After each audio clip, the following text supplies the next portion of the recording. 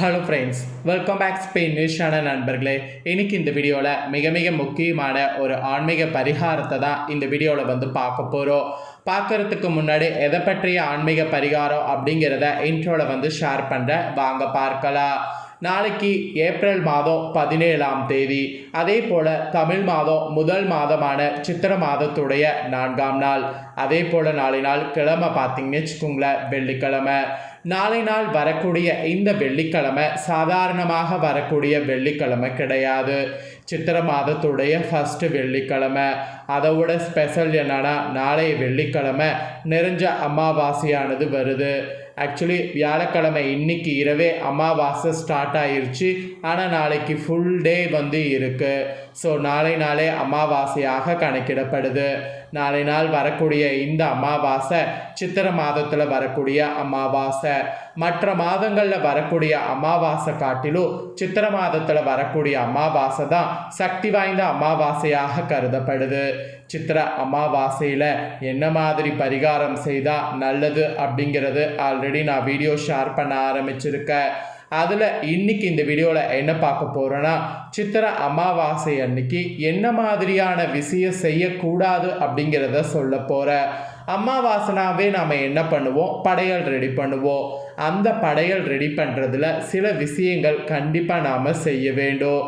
நம்மள நிறைய பேர் அமாவாசை அன்னைக்கு படையலில் இந்த மாதிரியான தவறுகள் செய்கிறதுனால தான் நம்ம முன்னோர் வழிபாடு செய்த புண்ணியம் நமக்கு கிடைக்காம இருக்குது. இந்த சித்திரை அமாவாசையில் புண்ணியம் பெறுவதற்கு என்ன செய்யணும் செய்யக்கூடாது அப்படிங்கிற ரகசியத்தை சொல்ல போகிறேன். ஸோ வீடியோ பார்க்குறவங்க வீடியோவை ஃபுல்லாக பாருங்கள். அப்போ தான் என்ன செய்யணும் என்ன செய்யக்கூடாது அப்படிங்கிறத தெரிஞ்சுக்க முடியும். தெரிஞ்சிக்கிறது மட்டும் இல்லாமல் அதற்கேற்ப நடந்து பயனும் அடைய முடியும். ஸோ வீடியோ பார்க்குறவங்க வீடியோவை ஸ்கிப் பண்ணாமல் பாருங்கள். ஸோ அப்போ தான் நான் என்ன சொல்கிறேன் அப்படிங்கிறத தெளிவாக தெரிஞ்சு பயனை பெற முடியும். ஸோ அமாவாசையான அன்னைக்கு முன்னோர்களுக்கு படைத்த இந்த சாதத்தை ஒருபோதும் இப்படி செய்யவே கூடாது என்பது தான் கான்செப்டு. ஸோ என்ன செய்யக்கூடாது அப்படிங்கிற அந்த கான்செப்டை தான் நாம் பார்க்க போகிறோம். அமாவாசை நம்மளுடைய முன்னோர்கள் வழிபாட்டிற்கு மிக உகந்த நாள் என்பது நம்ம எல்லாருக்குமே அறிந்த ஒரு விஷயந்தான். அமாவாசையில் முன்னோர்களை நினைத்து செய்யக்கூடிய பூஜை வழிபாட்டு முறையினை பற்றி அனைவருமே அறிந்திருந்தாலும், அமாவாசை பூஜை செய்யும்போது நம்ம அறியாமல் செய்யக்கூடிய சில தவறுகள் பற்றியும் அந்த தவறுகளை எப்படி திருத்திக் கொள்வது என்பதை பற்றியும் இந்த வீடியோவில் சொல்ல போகிறேன். அதை இந்த வீடியோவில் தெரிந்து கொள்ள போகிறீங்க. அமாவாசை தினத்தில் அவரவர் வீட்டு வழக்கப்படி அவரவர் வீட்டில் சமைத்த சாதத்தை முன்னோர்களுக்கு படைத்து வழிபாட்டினை மேற்கொள்வீங்க. முன்னோர்களுக்கு பூஜையில் வைத்து படைத்த அந்த சாதத்தை என்ன செய்ய வேண்டும் என்ன செய்யக்கூடாது என்ற கேள்விக்கான பதிலை தான் இந்த வீடியோவில் சொல்ல போகிறேன். அதுவும் நாளை நாள் சித்திரை மாதத்தில் வரக்கூடிய அமாவாசை. முன்னோர்களுக்கு படைத்த அந்த சாதத்தினை முதல்ல கொண்டு போய் காகத்திற்கு வைப்பது தான் சரியான முறை. இது எல்லாருக்குமே தெரிந்திருக்கும். காகத்திற்கு வைத்த பின்பு இலையில் மீதம் இருக்கக்கூடிய சாப்பாடு இருக்குல்ல, அது யார் முதல்ல சாப்பிடுவது என்ற பயம் நிறைய பேர் மனதில் இருக்கும். முன்னோர்களுக்கு படைத்த அந்த உணவு ஒரு வகையில் பிரசாதத்திற்கு சமமானது தான். முன்னோர்களுக்கு படையலிட்டு விட்டு பூஜரையில் இலையில் இருக்கக்கூடிய மீதமான சாதத்தினை வீட்டில் இருக்கக்கூடிய குடும்ப உறுப்பினர்கள் தாராளமாக சாப்பிடலாம். அதில் எந்த தவறும் கிடையாது. ஆனால் அந்த சாதத்தை உங்கள் வீட்டில் இருக்கக்கூடிய குழந்தைகளுக்கும் முதல்ல கொடுக்கக்கூடாது என்று சிலர் சொல்வாங்க. குறிப்பாக அமாவாசை அன்று சமைத்த முன்னோர்களுக்கு படைக்கக்கூடிய சாதத்தினை காகத்திற்கு வைத்துவிட்டு அடுத்தபடியாக அந்த சாப்பாட்டை முதலில் குழந்தைகளுக்கு கொடுக்கக்கூடாதுன்னு ஒன்று இருக்குது. ஸோ வீட்டில் இருக்கக்கூடிய மற்றவர்கள் அந்த சாதத்தினை ஒரு வாய் சாப்பிட்ட பின்பு அதன் பின்பு குழந்தைகளுக்கு தாராளமாக கொடுக்கலாம். ஒரு சிலருடைய வீட்டில் முன்னோர்களுக்கு படைக்கக்கூடிய சாதத்தை அளவோடு வைத்துவிட்டு பூஜையில் வைத்த அந்த இலையோடு அப்படியே மொத்தமாக கொண்டு போய் காகத்திற்கு வைத்து விடுவாங்க. அதுலேயும் எந்த ஒரு தவறும் கிடையாது.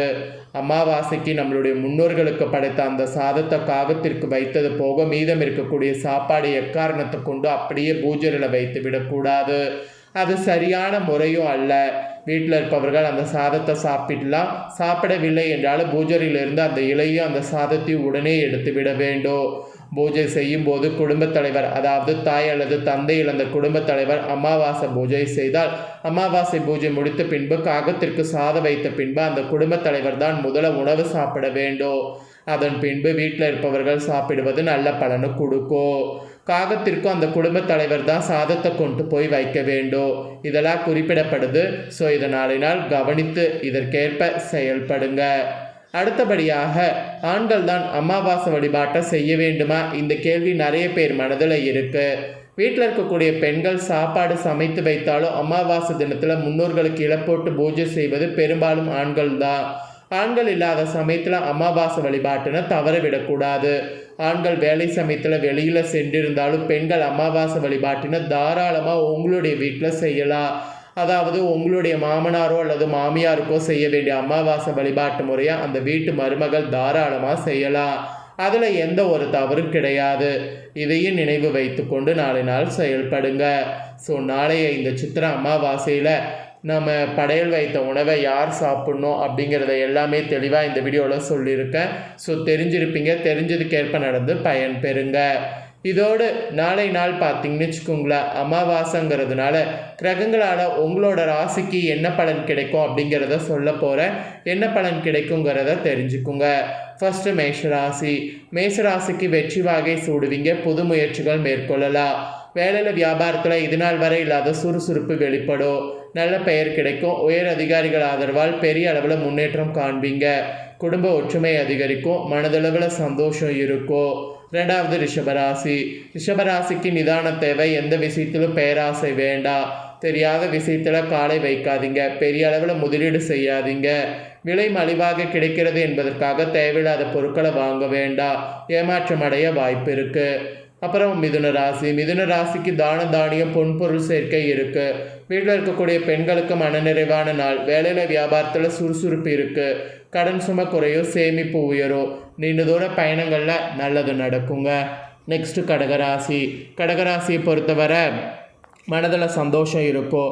வேலையில் வியாபாரத்தை சுறுசுறுப்பு வெளிப்படும். தேவையில்லாத எதிரிகள் உங்களை விட்டு தானாக விலகி செல்வாங்க. ஆரோக்கியத்தில் மட்டும் கவனம் செலுத்தணும். வீண் விரைய செலவுகள் ஏற்பட வாய்ப்பு இருக்குது. அப்புறம் சிம்மராசி. சிம்மராசியை பொறுத்தவரை அடுத்தவர்களுக்கு உதவி செய்யணும். பொது பணிகளில் உங்களை ஈடுபடுத்தி கொள்ளும். வேலையில் வியாபாரத்தில் நல்ல அனுசரணை இருக்கும். புது வாடிக்கையாளர்கள் வருகை மனதிற்கு நிறைவை கொடுக்கும். கட்டுமான தொழில் நல்ல லாபத்தை தரும். அப்புறம் கன்னிராசி. கன்னிராசியை பொறுத்தவரை கொஞ்சம் மனக்குழப்பம் இருக்கும். என்ன முடிவுகளை எடுப்பது என்று தெரியாமல் இருப்பீங்க. அனுபவசாலிகள் பேச்சு கேட்டு நடப்பது நல்லது. மாணவர்கள் நிதானத்தோடு நடந்து கொள்ள வேண்டும். எந்த விஷயத்திலும் அவசரப்பட வேண்டாம். முன் அனுபவம் இல்லாத வேலையை கூடுமானவரை செய்யாதீங்க. அப்புறம் துளாராசி. துளாராசியை பொறுத்தவரை சுறுசுறுப்பு இருக்குது. தேவையான நேரத்தில் தேவையான உதவி சரியாக கிடைக்கும். வாழ்க்கையில் முன்னேறி செல்ல நல்லதொரு பாதை தெரிய வரும். தீரா குழப்பம் தீரும். கடன் சுமை குறையும். நிதி நிலைமை சீராகும். அப்புறம் விருச்சிகராசி. விருச்சிகராசியை பொறுத்தவரை முன்னேற்றம் இருந்த நாள் தான். புது மனிதர்கள் சந்திப்பு மனதிற்கு சந்தோஷத்தை கொடுக்கும். காதல் கைகூடும். திருமணம் வர செல்லும். நீண்ட தூர பயணங்களால் கொஞ்சம் அலைச்சல் ஏற்பட வாய்ப்பு இருக்குது. அப்புறம் தனுசு ராசி. தனுசு ராசிக்கு நிதானமாக நடந்து கொள்ள வேண்டும். அதிகமான வேலை பளுவை தலையில் தூக்கி போட்டு கொள்ள வேண்டாம். உடல் சோர்வு ஏற்பட வாய்ப்பு இருக்குது. மருத்துவ செலவு ஏற்பட வாய்ப்பு இருக்குது. ஆரோக்கியத்தில் முழு கவனத்தில் செலுத்துங்க. மற்றபடி வேலை வியாபாரம் எல்லாம் சீராக நடக்கும். அப்புறம் மகர ராசி. மகர ராசியை பொறுத்தவரை நிதானமான நிம்மதியான நாளாக இருக்கும். எல்லா வேலைகள் குறித்த நேரத்திற்கு முன்பாக நடந்து முடியும். குடும்பத்தில் சந்தோஷம் வெளிப்படும். வீட்டில் இருக்கக்கூடிய பெண்களுக்கு பொன்பொருள் சேர்க்கை உண்டு. வண்டி வாகனம் ஓட்டும் போது கொஞ்சம் கவனமாக இருக்கணும். அப்புறம் கும்பராசி. கும்பராசியை பொறுத்தவரை நன்மைகள் அதிகரிக்கும். வேலையில் வியாபாரத்தில் சுறுசுறுப்பு இருக்கும். நீண்ட நாள் குழப்பத்திற்கு நல்லதொரு தீர்வு கிடைக்கும். வேலை தேடி கொண்டிருப்பவர்களுக்கு நல்ல வாய்ப்பு தேடி வரும். வியாபாரத்தில் புதிய முதலீடுகள் செய்யலாம். வியாபாரத்தை விரிவும் படுத்தலாம். அப்புறம் மீனராசி. மீனராசிக்கு எதிர்பாராத வரவு அதிர்ஷ்டம் அளிக்க காத்து கொண்டிருக்கு. உயர் அதிகாரிகள் ஆதரவால் மனது நிம்மதியடையும். வியாபாரத்தில் இருந்து வந்த பிரச்சனை நீங்கும். ஆரோக்கிய குறைபாடுகள் சரியாகும். நீண்ட தூர பயணங்கள் ஏற்படும். இறை வழிபாடு மனதிற்கு அமைதியை தரும். ஸோ அதை செய்யுங்க. ஸோ உங்கள் ராசிக்கேற்ப என்ன இருக்குது அப்படிங்கிறதையும் சொல்லிட்டேன். அதையும் தெரிஞ்சிருப்பீங்க. தெரிஞ்சதுக்கேற்ப நடந்து பயன் பெறுங்க. மெயினாக நான் படையல் சொன்னதை கரெக்டாக நாளை நாள் ஃபாலோ பண்ணுங்கள். அதுதான் ரொம்ப ரொம்ப முக்கியம். அதை பண்ணாமல் மட்டும் இருக்காதீங்க. ஸோ இந்த வீடியோவை இப்போ நீங்கள் பார்த்து முடிச்சுட்டு இது உடனே லைக் பண்ணி உங்கள் ஃப்ரெண்ட்ஸ் ஃபேமிலிக்கு ஷேர் பண்ணுங்கள். உங்கள் ஃப்ரெண்ட்ஸ் ஃபேமிலியில் இருக்கிறவங்களும் வீடியோ பார்க்கட்டும். அவங்களும் இந்த முக்கியமான ஆன்மீக தாள்களை தெரிஞ்சு இதற்கேற்ப நடந்து பயன் பெறட்டும். இதே போல் புதிய அப்டேட்டான நிறைய வீடியோ நம்ம சேனலில் போடப்படும். அதே எல்லாமே உடனுக்குடனே தெரிந்து கொள்ள மறக்காமல் நம்ம சேனலை சப்ஸ்கிரைப் பண்ணுங்கள். கூட பெல் பட்டனை ப்ரெஸ் பண்ணுங்கள். அப்போ தான் நான் போகிற மற்ற அப்டேட் அப்டேட்டான எல்லா வீடியோஸும் உடனுக்குடனே தெரிந்துக்க முடியும். ஸோ மறக்காமல் பண்ணுங்கள். நெக்ஸ்ட் இதே போல் சுவாரஸ்யமாக வேறு ஒரு வீடியோவில் உங்களை சந்திக்கிறேன். சப்ஸ்கிரைப் பண்ணி பெல் பண்ண ப்ரெஸ் பண்ணுங்கள். நன்றி.